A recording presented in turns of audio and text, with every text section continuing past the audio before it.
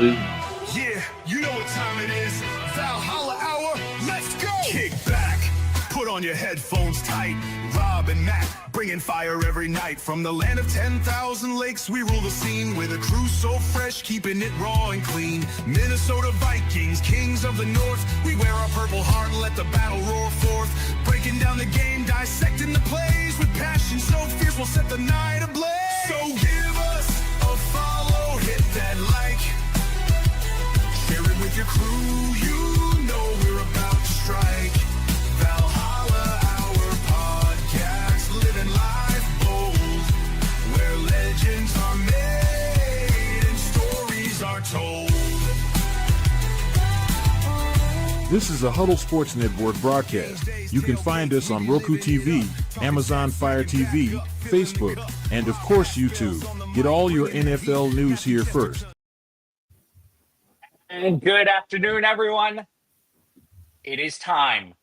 The NFL season has finally arrived. Week 1, 2 games already in the books. Two good games. Yeah, two Two big big games. news stories out of it, too. Just in the first game. Right. Carter, obviously, 6 seconds into the season. We're spitting on Dak. That's disgusting. If it were a Vikings player, I'd still wouldn't know that shit. And Pat Holmes lost? What? I think a lot of that has to do with Herbert and Harbaugh. Harbaugh's got the signature all over that. Well, we had the first international game too. Right. Well, and I guess to be the excuse guy, Kansas City was down their top 2 receivers as well. I also feel like Kansas City's getting older. Oh, yeah. Xavier Worthy's injury hurt him big last night. Oh Yeah, God damn it. Ran into Kelsey. Right. He dislocated his shoulder. Yeah, yep. Is that what it was? Yeah, ran right into Kelsey. Fucking popped that thing. Yeah. I could feel that. Which, thank you, Kelsey, for kind of saving my fantasy week with that touchdown. You were pissing me off for a while, but kind of salvaged that, so thank you. Well, anyways, welcome to Valhalla Hour. With me, as always, is Aaron Ryan from Skull Gang 365 podcast. Catch him later tonight. And Matthew Terry, how are we? Fantastic. Like I said, it's week 1 of the NFL season. And Gophers are up about 35-0. We were talking before the show started about how it was a very quick 28-0. Dude, it was like a quick first score too. Like fucking got the ball right away, pick 6. I was like, oh shit. They're playing my local high school? This game is over. They're playing some like Northwestern school in like Louisiana. At Northwestern State. Yeah, they're in like Louisiana, like northwest part of Louisiana. Did the Badgers struggle against Miami of Ohio week 1? Yeah.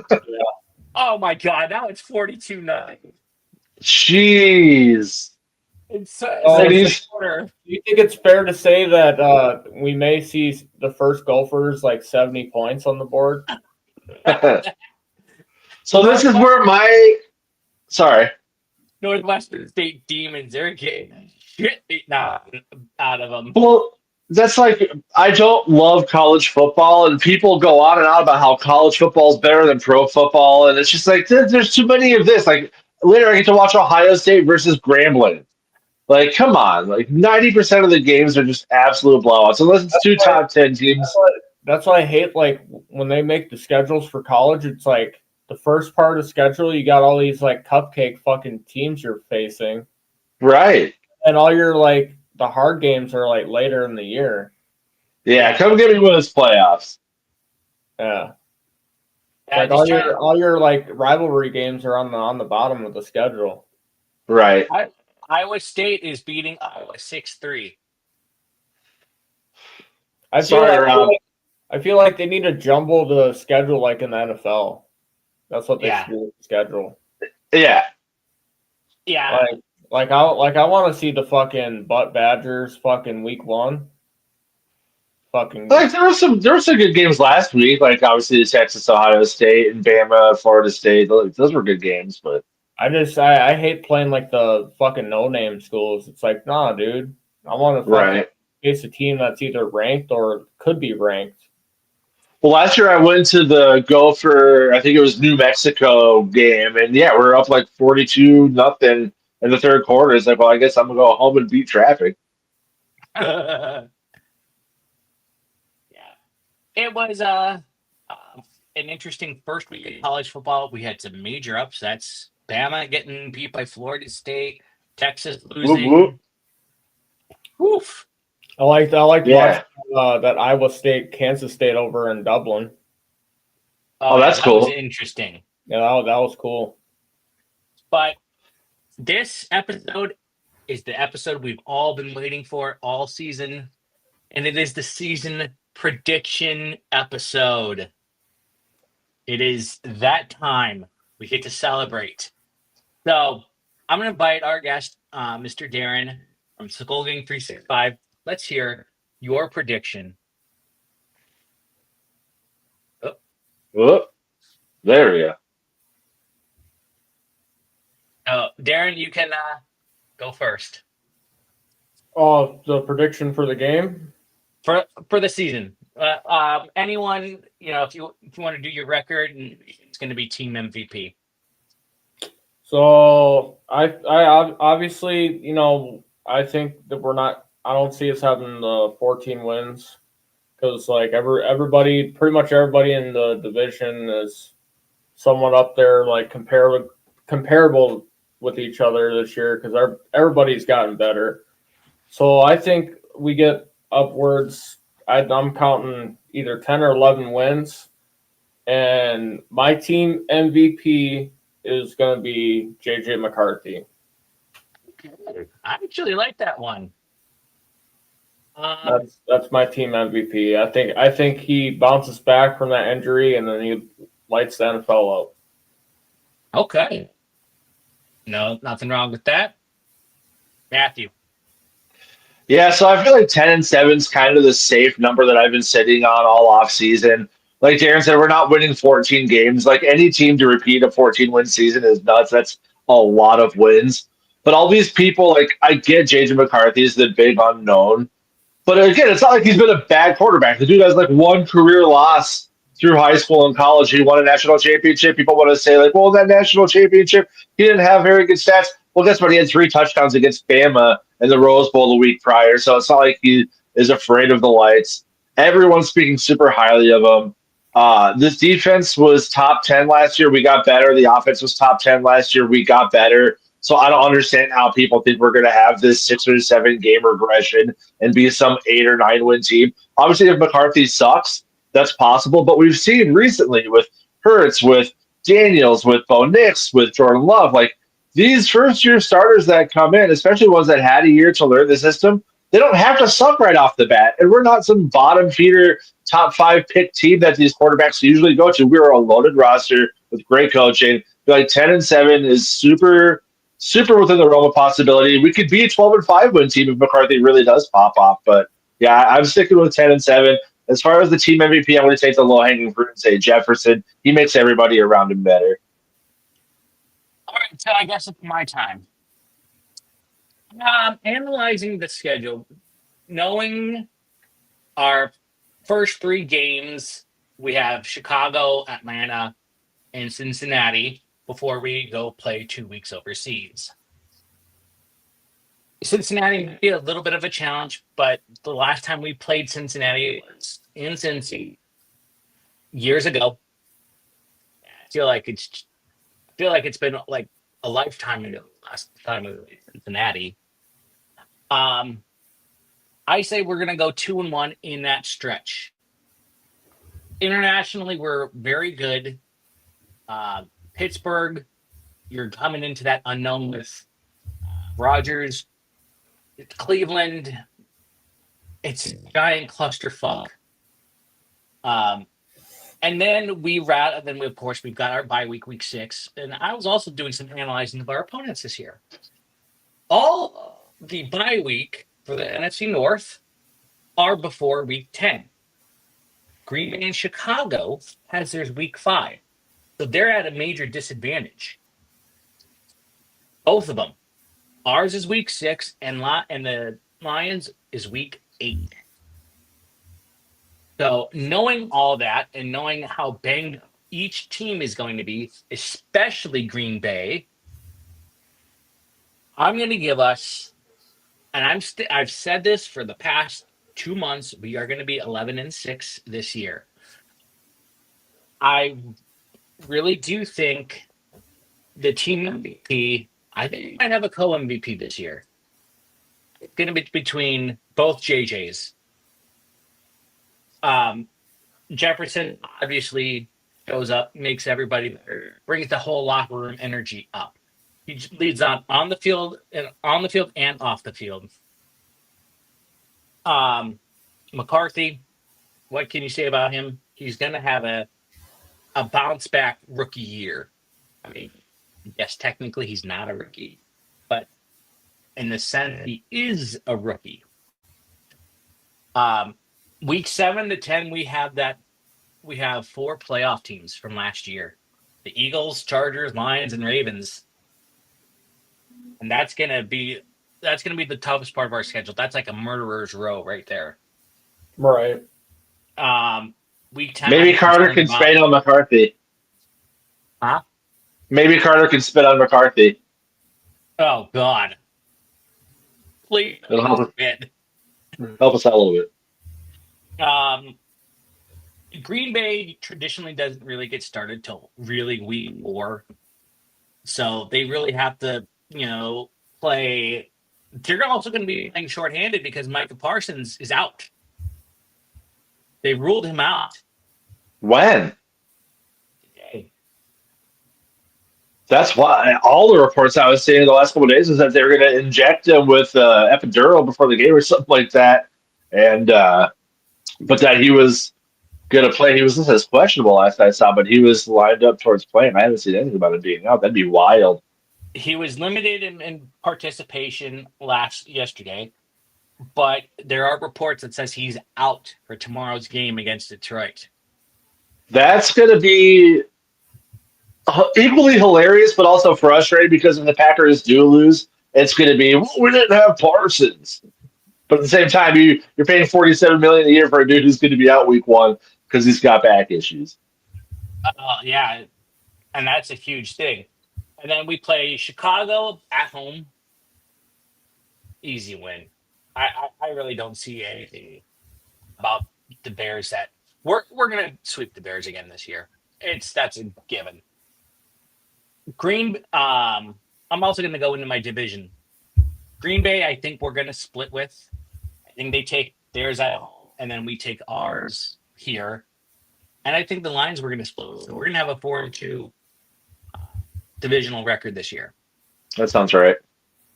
We went 4-2 last year. Oh. And then can someone contact the NFL and tell them why the fuck do we always play Seattle in Seattle? And then, of course, we have to play the Cowboys. Then we play the Giants. Ugh. And then we finish off the division at home. Finish off the divisions at home. But what's up, Yoli? Darren, what's your divisional record going to be this year? What do you think is our division? 4-2, 3-3. One of those. Matthew? I can see 4-2. I don't know if we'll sweep Chicago because, again, I've said for a while now, week 1 is always a fluke. On paper, we should absolutely beat them. We're just better. We're just a better roster, better coaching, at least as far as proven head coaching right now. Sorry, Chicago Bears news. It's the facts that we're just a better team. I mean, you guys won 5 games last year and we swept you. We won 14 and we both improved. But I think we could sweep Green Bay, to be honest. Again, Micah Parsons, I don't care. I get he's elite. I don't think he makes the Packers that much better, especially offensively. If Golden ends up being legit, we'll see. But to me, again, it's something I've been saying for a while now. I think the Packers potentially even with Parsons, have one of the weakest rosters in the division. So I think we can sweep them because McCarthy will be going at 100% for both of those games. And then we split with Chicago. So I think 4-2. We'll either sweep Chicago or we'll sweep Green Bay, and we'll split the other two. And now, according to ESPN Analytics, they have Chicago 51.5 to 48.1. Are we still 1.5 point favorites? Yeah, it looks like we are the 1.5 favorites.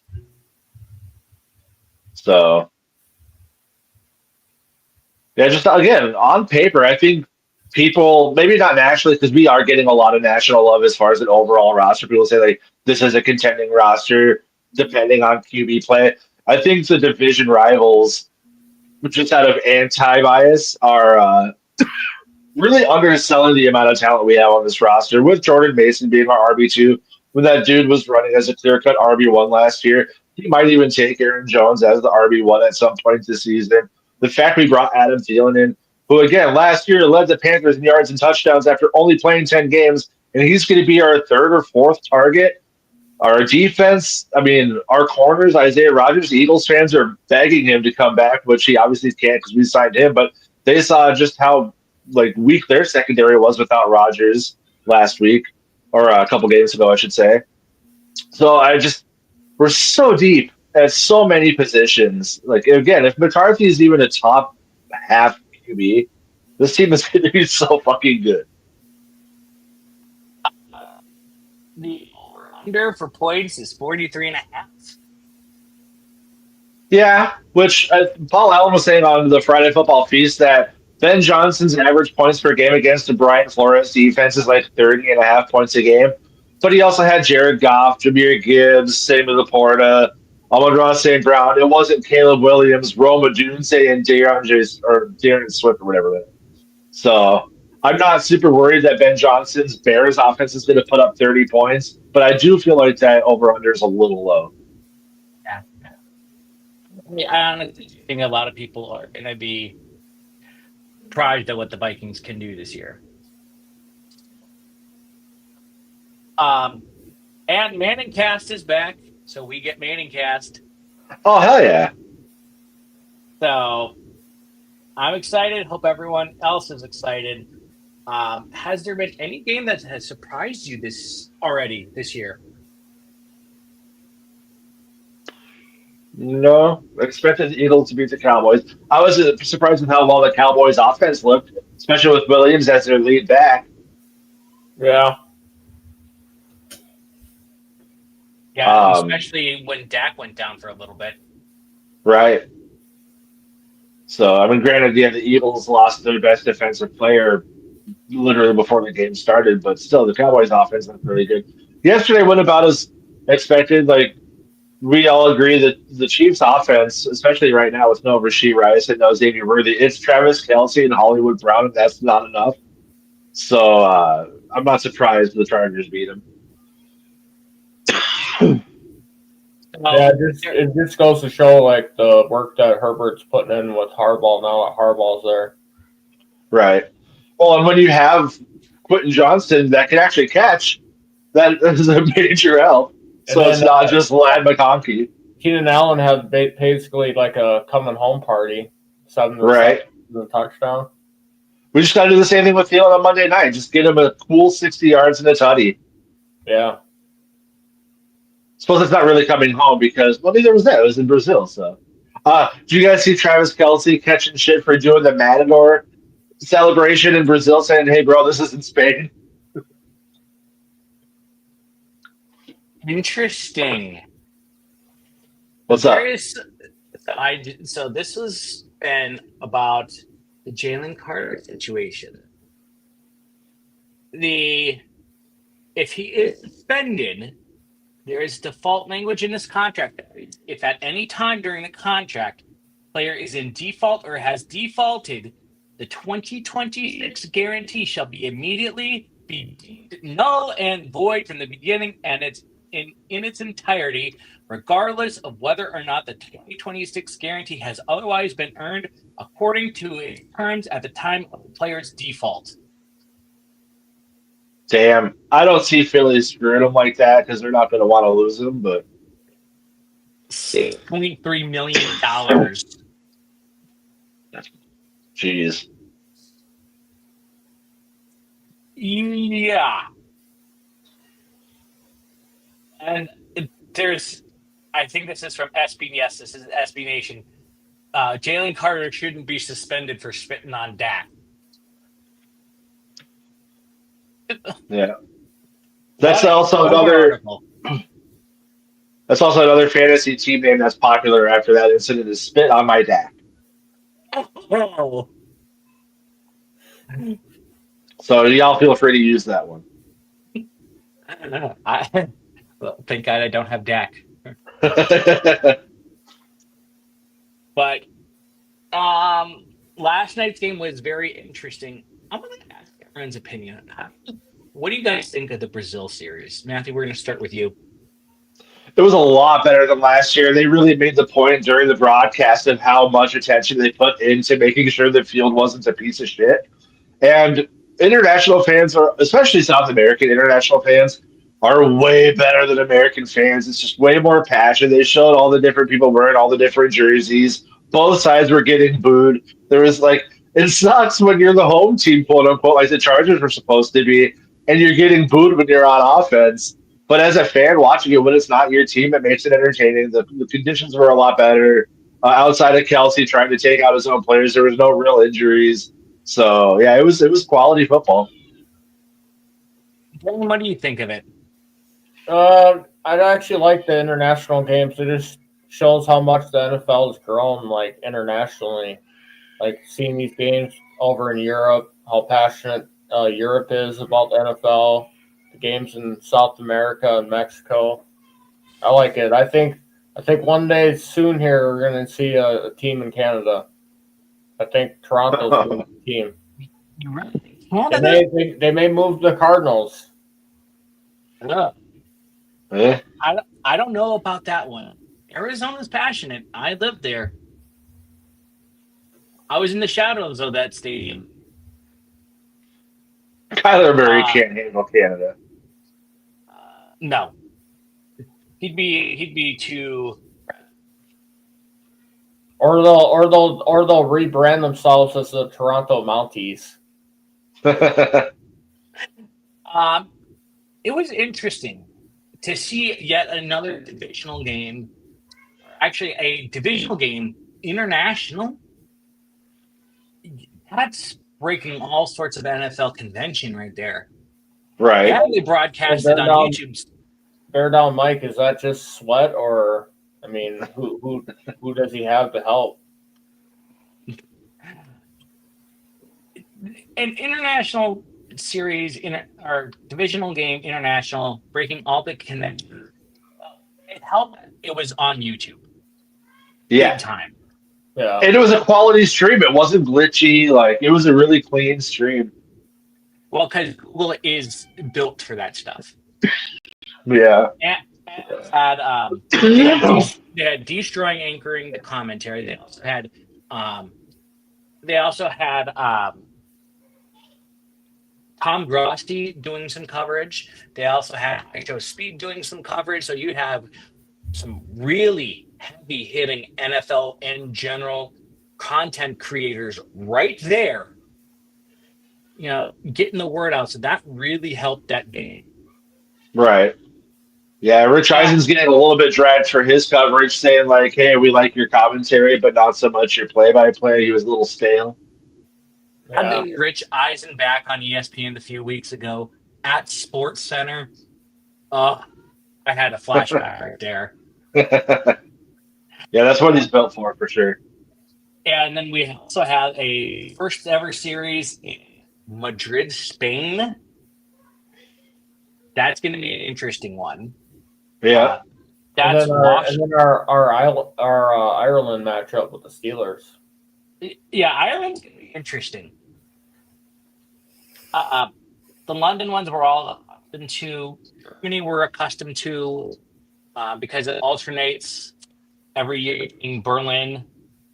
And I think isn't it like Frankfurt or something? It sounds right. Uh, well, some of the international series I like. I really do hope that we can maybe. I've heard next year there is going to be an international series game in Australia. Please let That, the Vikings go to that'd be the cool. Aussie game. Sydney, Australia, Yeah, or that would Melbourne, one of those two. I really hope it's one. I hope we go and play that game. or we go down to what was it Perth? Play Yeah. I'm looking it Why up not? right now. Just go to New Zealand and play in Mountain Doom. Ooh, that would be fucking sweet. That'd be fucking sweet. Go play a game in the Shire. Hell yeah. So it is in Melbourne at the Melbourne Cricket Ground. Nice. Germany, it's been Frankfurt, Munich, and Berlin. Hopefully that Australia game is like a fucking monsoon. All the players playing in the mud. That'd be sweet. Mud game. Right. UK, they've been going there since 2007. Yeah, I can see that, Luca. Well, we do play the Rams next year. And they're the home team for that one. Ooh. Okay. But So you're saying we could be playing Stafford in the Mud Bowl? we could. I just hope it's not week. Oh, sorry. All right, you can go ahead. I was just saying, I just hope that if we do have an international game next season, then it's not week fucking 5. I'm sick of these week 6 bye weeks. The fact that the Packers, and the Lions just have week 5 bye weeks, that's criminal. To have play 2/3 of the rest of your season without a break that's just too early. Reduced our game against the Patriots probably won't be in England. Set it up in Ireland. I'm planning to go to that game. I'm planning on it. That is sweet. I want that game in Boston. Ooh. I can go.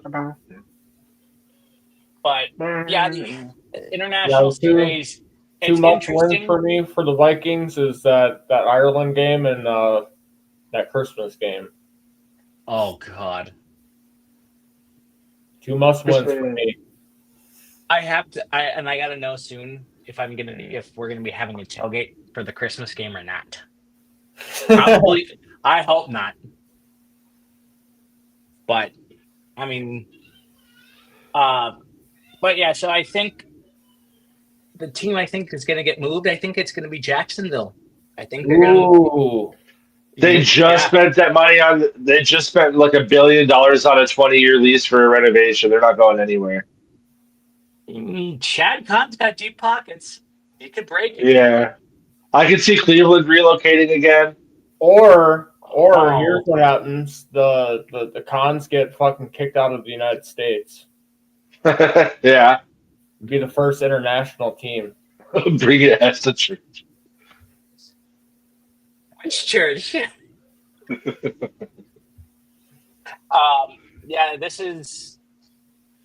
it's going to be very interesting to see what's going to happen internationally. I do think Hey, they could move the Jaguars to Australia. I'd be down for that. Move them out to out.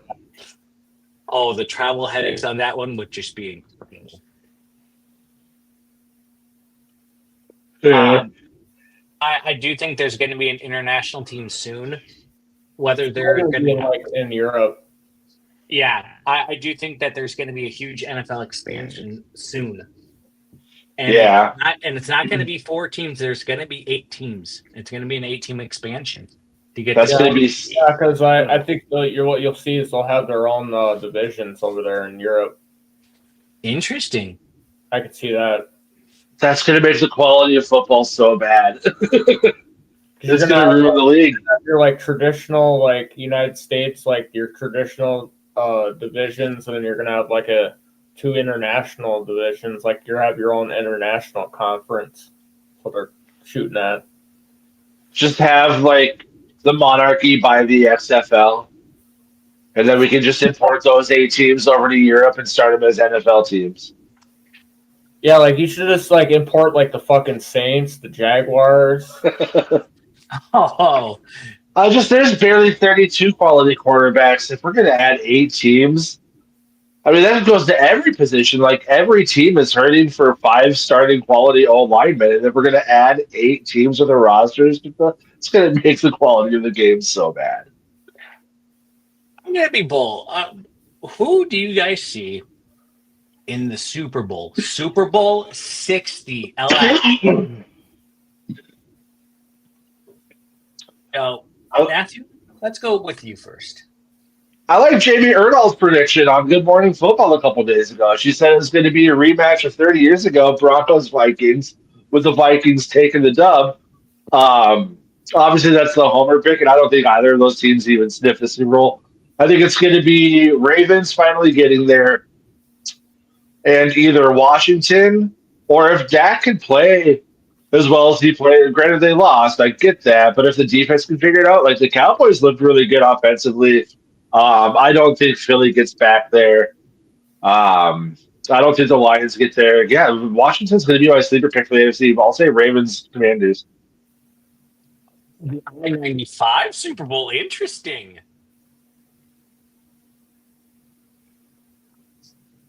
Darren, let's go with you. I'm gonna go Buffalo and the Rams. Yeah, the Rams are. Yeah. I'm gonna do a homer pick, and then I'm gonna do a realistic pick. Ooh, I like Lucas. Yeah, my homer pick is Vikings Bills. One of them going 0-5, and it sure as hell won't be us. Yeah, that's what Luca just said in the comments. But realistically, I do think it'll be Buffalo. They finally get over that Mahomes hump.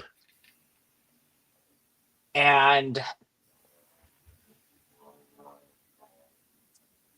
I'm going to go completely out of left field on this one.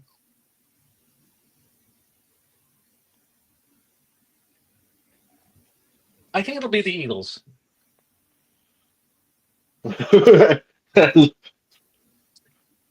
Defending champs is out of left field. A lot of people really don't like. I've seen some people pick them to not make the Super Bowl, but to fall in the championship. Titans over Saints. Oh, that might be the first Super Bowl I skip. That's the toilet bowl on CW. Yeah, legit. I don't know. I mean, Super Bowl 60 is going to be an interesting one because we are 155 days from the Super Bowl. Yeah. Yeah. That's going to be here before you know it. I mean, I feel like we're all kind of still sleeping on San Francisco as well. Their schedule is insanely easy. And eventually these hurt receivers like Ayuk and Jennings are going to be back at 100%. McCaffrey, yeah, he's banged up. They don't really have a lot behind him after giving us Mason, but that defense is still really good. Purdy's a good quarterback.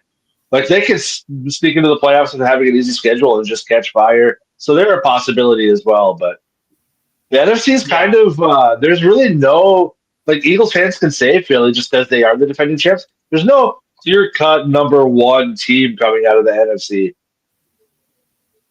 Yeah. Next year's Super Bowl is in Los Angeles, and we get a Manning cast. A Manning cast Super Bowl? Yeah. Interesting. And I kind of am excited for that one just because it's the brothers who have each won 2 Super Bowls. Or did Eli? Just one. Eli's got 2. Eli's got 2. Okay. Peyton's got 2. Okay. The reason I thought Eli only had 1. No, he's got 2. Yeah, it's going to be an interesting season. That's definitely going to be for sure. Could you imagine the Madden cast for Super Bowl being their former teams going after each other in the Super Bowl? Well, Would it be the Colts or the Broncos? Yeah, right. exactly. Yeah, shit, either or. Probably the Broncos. I don't think Daniel Jones or Anthony Richardson are getting the Colts to the Super Bowl next year. Not unless they draft Penn State quarterback, the Colts. We can trade a Brosmer for first. Yeah. The Giants need to get rid of Brian Dable. That's for damn sure. He ain't gonna get him to the Super Bowl. Yeah. Yeah, he's more better as a coordinator than a head coach, in my opinion. Mm-hmm. Yeah. This is gonna be a very good season. Or it could be a dark horse team that could go to the Super Bowl like the Steelers. Mike Tomlin. No, I honestly don't. Have you seen Aaron Rodgers running? It looks like a Cialis commercial. It's all right. We'll end up trading them Carson Wentz. They'll be fine. Yeah. He can get his redemption story. Right. Nick Foles took his shine. One thing I wanted to bring up, which is kind of an obvious talker, is the fact that whether it be last offseason, preseason, or this offseason or preseason, we've never seen J.J. McCarthy throw a ball to Justin Jefferson because he was getting reps in the 2s and 3s last year. And then this year, he's finally obviously getting the reps of the 1s, but then Jefferson's out the entire training camp with a hamstring. Jefferson's obviously not playing in the preseason. We finally get to see McCarthy throw a ball to Justin Jefferson in 48 hours. Right. Well, slightly more than 48, but you catch my drift. Like that's, and we get to see McCarthy and Thielen on like an actual game. Because I mean, right. they did work off in the off season together, which was pretty cool. Yeah, I immediately drafted Thielen the second I found out we were getting him. He was on my radar. I got him with my literal like third to my last pick before defense and kicker because he was like rated like the 200s. I'm like, this guy, like especially with Addison missing the first 3 games, he's got hands of glue. He's going to be such a security blanket. He's going to have a sneaky probably 6 or 7 touchdown season as our 4th target. Yeah, Luca, the Bears do have some hurt DBs too.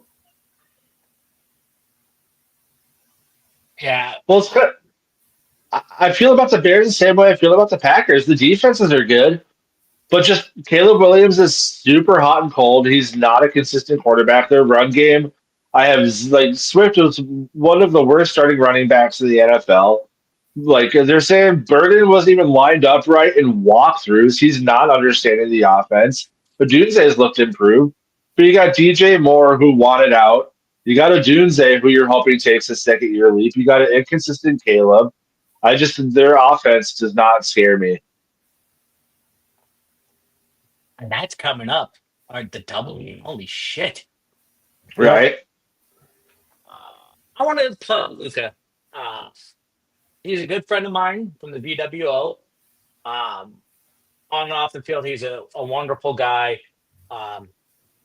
Someone that I really do respect and admire. And yeah, you should see his game day fit. It is legit fire.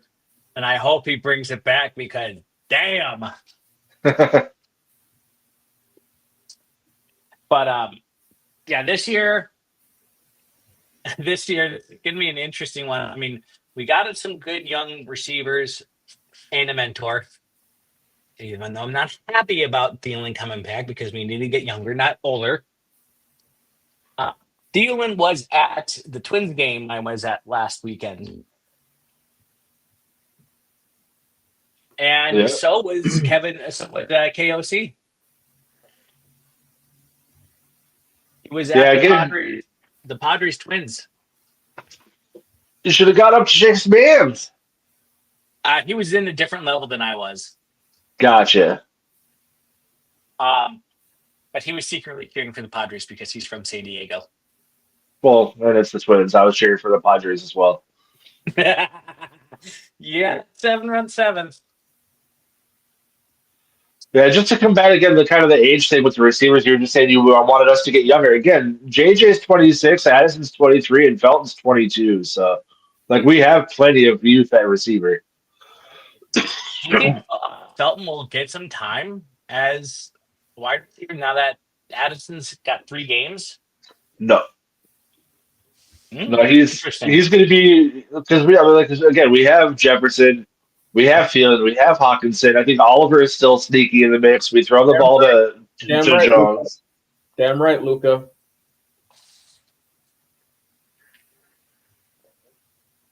Oh yeah. The depth chart is out. Let's see what they.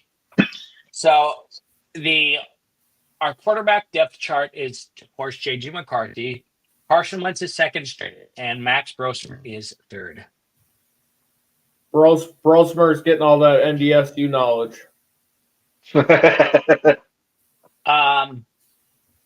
They're putting Adam Thielen as second string behind Addison. Yep. Thielen. Yep. Urasek is third string, and they're listing Darisaw as he's going to play tomorrow night or Monday night. Yeah, full participant in practice yesterday. We'll see if it's reported today, but yeah, I fully expect him to play. And he's not on and he's not on any IR. So, Right. what did we do? What did he do?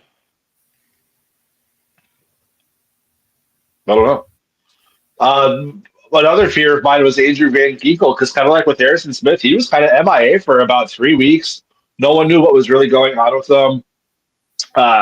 No like official injury designation, but he hadn't practiced since like August 7th or some shit. And now magically he's just fine, full participant in practice, expected to be a go. So that's good. Adam Thielen is listed on the special teams as a second string punt returner. He's so slow. I know, but they're listing Miles Price as primary kick and punt returner. It's got to be purely just because of, again, his hands are made of glue and they don't expect him to drop the ball. I think I heard the stat last year for our special teams was we averaged like 6.5 yards per return for punting, which was clear dead last in the NFL. So I guess even with a slow ass Adam Thielen, you could probably get 6 yards out of him. Our defense, nothing surprising on that side. Oh, ABG paternity? I didn't know he had a baby. So that would mean Dallas Turner would be the starting offensive linebacker for Monday night. Well, no, Eagles go. He's playing. He's saying why he was gone the last month. Our defense is damn good. I on the defensive side, I drew like Van King. He's just damn good. Yeah. And Grenard, like he's been absolutely dominant through all of training camp, and he was top 10 last year. Like this is my bias, like bold take for the season. I think Grenard has a better year than Parsons. Okay, that's an interesting take. With Parsons possibly being out, I do see that. Right. Yeah, he's getting bat shots. Some of these, our defense is just damn good. You know, with the hitman leading the charge, it's probably going to be his final year. Right. I do see his number next year. Oh yeah. He's a guy that definitely I want to see kept on the team as like a special assistant, you know, for the defense. I want him here till next year. Mm-hmm. And he probably wouldn't turn down that opportunity. He might take a year or two off just to kind of chill and get away from the football calendar. But yeah, I do expect him to get into some type of coaching. Flee to Thailand for a year. Blood sport. Like that Cliff Kingsbury did. Yeah. Yeah, that's another one though. Is he suiting up on Monday? Yeah. So I'm gonna step away. I have some things I've got to go do. So Matthew, I'll let you take it over. But Absolutely. I'll be signing off, ladies and gentlemen. Football is back. Fall is here. Time to crack open some good hard cider and enjoy this fucking ride. Let's go. 155 days to go. Skull, we'll talk to you next week. Go. But yeah, like I was just saying with Harrison Smith, like with his quote, like health problems or personal health issues, he's not a go to suit up on Monday night, which has a few people panicking, but I don't think he was like the starter anyway because we have Theo and we have Metellus, so it's not like Harrison Smith is going to be getting all the snaps at safety, but it's really weird with his situation why they're being so hush hush, and hopefully we get that figured out. It's like a family issue or something. Maybe. Yeah, they're like was it Darren Wolfson squashed the rumors that he was contemplating retiring, kind of pulling a what's his face that just retired from Oakland, Amari Cooper.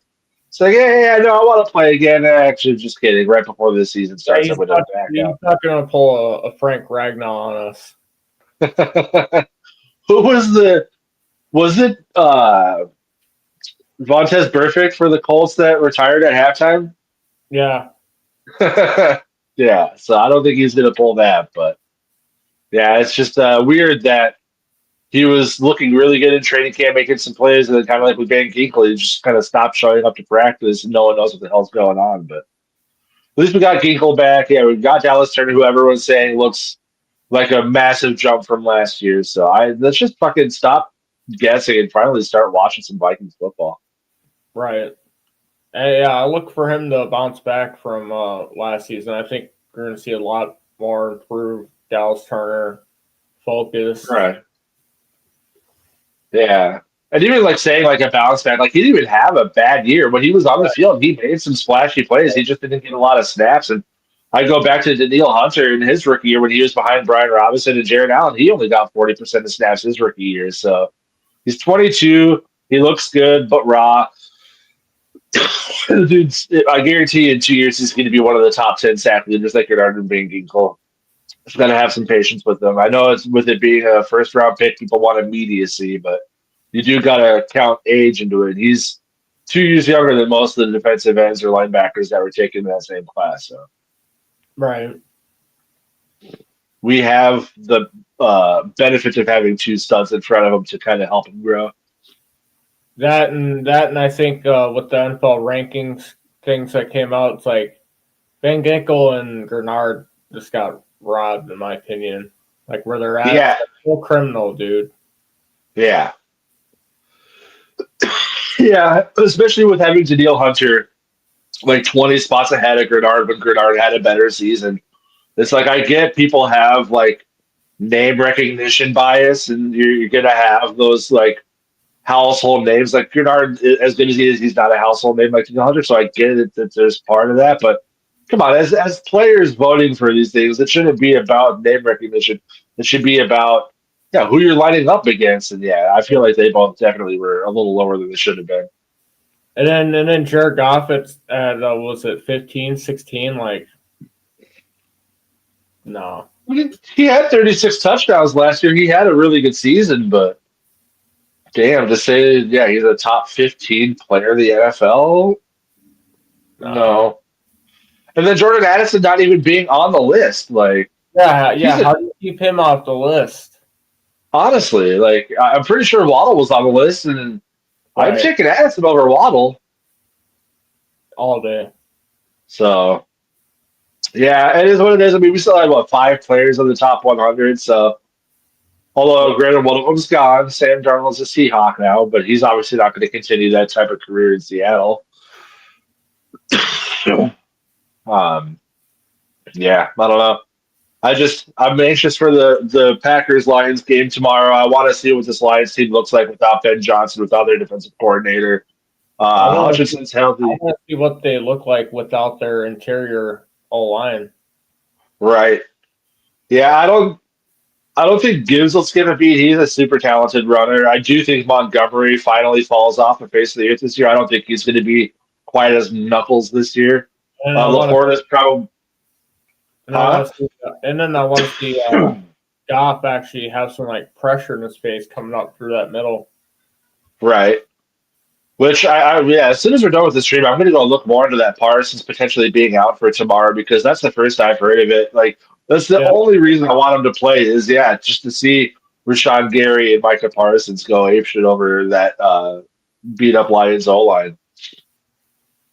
Shit, I want to see them fucking sandwiching Goff. Right. Well, like you were kind of laughing about earlier with that Bears fan talking about like, oh, McCarthy's gonna be running for like with who? Who you got on that D line that's gonna be blowing up our O line like that? Sorry, it's not happening. Donovan Jackson looks really good. We have one of the best left tackles in the league. Like, good luck. Right. What, Sweat had like 5 sacks last year?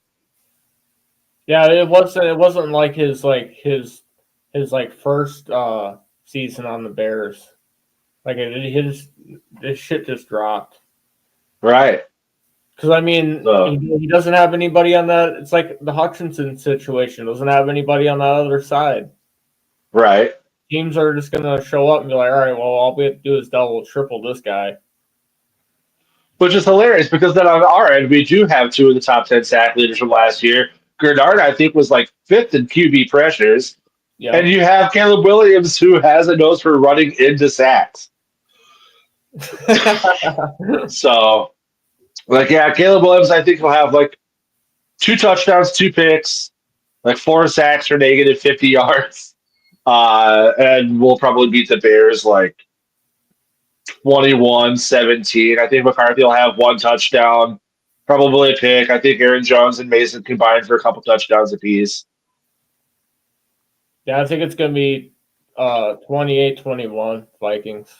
Oh, that's going to be high scoring. Yeah. I just saw the infographic of the, was it Jaden Daniels, Bo Nix, and some other quarterback, and their first starts from last year. It was like 0 touchdowns. Oh, Drake May. It was like 0 touchdowns, 2 rushing touchdowns, 2 picks for Jaden Daniels. And they ended up winning, 10 or 11 games and had a killer season. Right. So if McCarthy does come out and has a little bit of a clunker, it's not the end-all, be-all, but would like to see him put up at least a couple touchdowns. I think like the average touchdowns for first year. Well, technically it does say rookie, and we could say he's a rookie even though it's his second year, but the average amount of touchdowns for like a first-year rookie is like 23.5 or 24, so he should be able to eclipse that. Exactly. Yeah, I got no ounce of any regrets coming into this game. Like I actually think Vikings are gonna put it all out there. You're gonna see McCarthy do his thing, and I think people are gonna turn their heads when they first see him. Right. Well, that's kind of what Stephen A. Smith was saying. It's just like, the Vikings had Sam Darnold with 35 touchdowns last year. They let him go. They had Daniel Jones, who, albeit not a great career quarterback, but he's a 4-year starter. They let him go. They had their chance to sign Aaron Rodgers. He would have came here with a smile on his face for $10 million and been like, thank you for taking me. We had the chance to bring him, and we said no. So, like you said, the coaches and the players clearly see something. Like kind of the anti-Mike Zimmer when we asked about Kellen Mond, saying like, well, why don't you start him? Well, I see him every day in practice. That's why I don't start him. It's the opposite for this guy, where it's like, we see him in practice every day. Why the fuck do we want these other quarterbacks? We got one. And it's finally time for the rest of the country to see it. Exactly. And majority of the people that are hating on him are Lions fans. Imagine that. Majority of their fan base is Michigan. I was gonna say the opposite. The only ones I've seen him give respect are Lions fans because they were Wolverines fans. They're like, hey, like, yeah, we've seen this kid. He's got a crisp arm and he is a leader. It's really the Bears fans because they're so damn afraid that McCarthy's going to come out here and show Caleb Williams what he should have been. Yeah, for me, it's like it's divided. Like you got the Michigan fans that are saying like, he's a good quarterback, he's got a nice arm. Then you got guys that are just like, oh, he's just a handoff king. So it's like, Which again, yeah, it's not like he's in Michigan where he had a great defense and good run game and good O-line. Now he's in the Vikings who had a top 10 defense, have two really good running backs and a top 10 O-line. Oh fuck. looks like the game's all there. So yeah, if it's all about attempts, I finally found the stat that I've been looking for like a year now because I saw it right after he was drafted. And it was his attempts in his final year of college on 3rd and long, which is 3rd and 7 or more. He led the entire college football in completion percentage. He was top 3 in college football in first down conversion percentage. He was top 5 in college football in air yards per attempt with like 11.3 air yards per attempt. So like when he had to throw the ball, he was top 5 in all of college football in every metric you could want. And he had I think he converted like 55% out of 32 plays for first down, which led college football.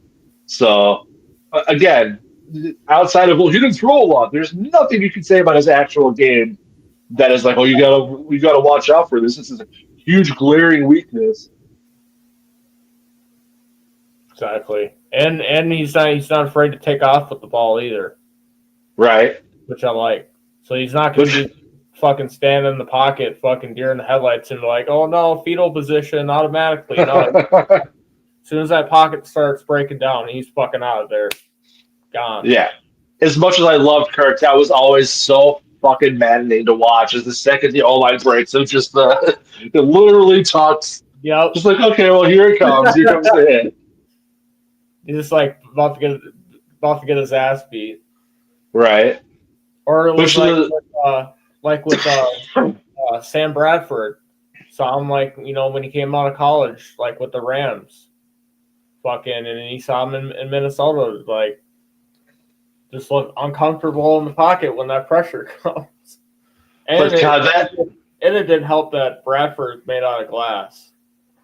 But that Bradford Saints game is to this day the most clinical quarterbacking performance I've ever seen in a game. That dude, I think he averaged like 13 yards per pass that game, had like an 80% completion percent. That was one of just like it felt like watching Madden on Rookie, watching Sam Bradford in that game. And it was so exciting. And then he just, like you said, completely fell apart because he's made of glass. Well, I also think like when fucking that game was falling apart with us, that championship game against the Eagles, it's like you got Sam Bradford on the fucking sidelines. The Eagles. At that point I would have called timeout and been like, all right, we're making a quarterback change. We'll just wrap it up real tight. We'll hop you up full of Percocet like Aaron Rodgers usually does, and you're gonna go out there and you're gonna try it. Yeah, we're gonna get you that that fucking Brett Favre cocktail. No shit. Yeah, but we're down to our final minute. We already gave our score predictions for the game, I suppose. So there's no need to do that. So now it's just. I hope the Packers and the Lions tie. I don't want either one of you to win, and I hope we beat the shit out of the Bears and McCarthy comes out there week 1 and has 3 touchdowns. And I hope Michael Parsons picks Jared Goff off the ground and gives him give him a love tap, and then hits that people's elbow on him. Finish him off. Do it. All right. Well, thank you, everybody. We'll see you guys next week. Skol. Skol.